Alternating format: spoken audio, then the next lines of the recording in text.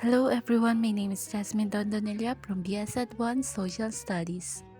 Halina't samahan niyo ako sa panibagong araw, panibagong aral. Ang unang gagawin natin ngayong araw ay magtutupi ng hinigaan.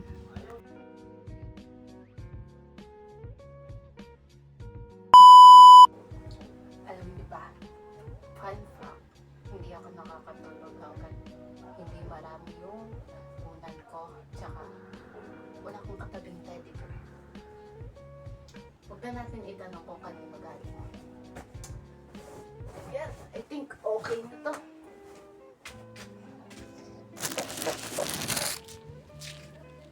Okay na siya guys. Wala rin akong katabi kasi sa ibang bahay natutulog yung kapatid ko. Ang next agenda natin ay magtututbrush. Pero bago yan, magtatali muna tayo bago lumabas.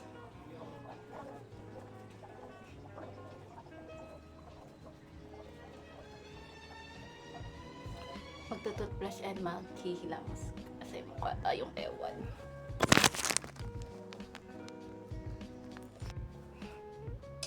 So ayun, nandito tayo sa CR ng labas. And dito kasi ako sanay mag-toothbrush. Gumamit ng baso para hindi tayo bagsayang ng tubig.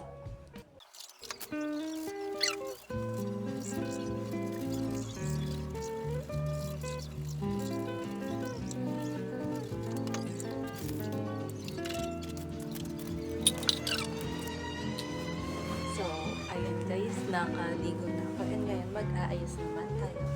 Bago ang lahat, kailangan muna natin mag-set up ko yung salamin. Alam nyo ba na naging sobrang comfort ko yung pagme-makeup kasi sa tuwing nagme-makeup ako, pakiramdam ko, kalmado lang ako. I think we're done. Release naman ako para makaalis na tayo. Ganito ang nagiging epekto ng crisis ngayon sa aming mga commuter.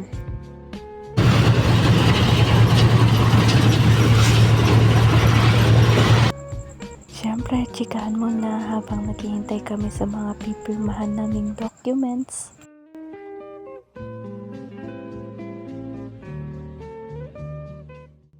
Alam niyo bang may mga nagsusumba habang pumipirma kami ng documents?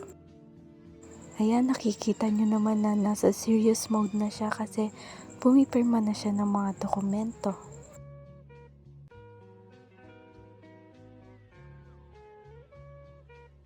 Tapos na kami magsagot.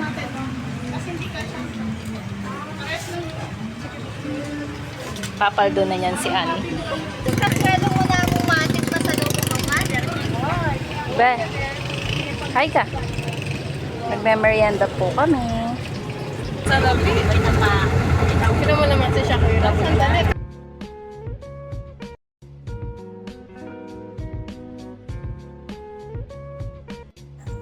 Meet Joyce and Gil. Sila yung mga kaibigan na kahit hindi ko sabihin kailangan ko sila, ay darating pa rin sila kahit anong oras o araw man yan. Bibili daw po muna kami ng pang-merienda kasi nagugutom na sila. Ganyan kapag magkasama kami, palagi lang masaya. Thank you po. Ang sabi, fun activities pero nag-check. Siyempre, tutulungan pa rin nila ako. Sobrang thankful ka sa dalawang to kasi pinili pa rin nila akong tulungan kahit ayaw nila. Hi guys, it's already, anong oras na? 5:54 PM and kakatapos lang namin mag-check and mag-record. Hindi na ako nakapag-video pero nung pag-alis nila is naghanda na ako para pumunta sa church. And hindi na rin ako nakapag-video sa church kasi kinuha nila yung cellphone namin para makapag-serve kami ng maayos. And yes, may misa po kami kasi magpapiesta po sa amin sa darating na May 3. Hi, my name is Jasmine Dondonilla and it's already 8 PM and ngayon ay sharing a reflection session na So, ano nga ba yung natutunan ko ngayong araw na to? Ang natutunan ko lang naman is kahit gaano kahirap or kahit gaano kakapagod sa isang araw, dapat maging proud ka sa sarili mo kasi na-survive mo yun. And natapos yung araw na yun nang hindi ka sumusuko at hindi ka tumitigil. Napapagod ka man, nagpapatuloy ka pa rin.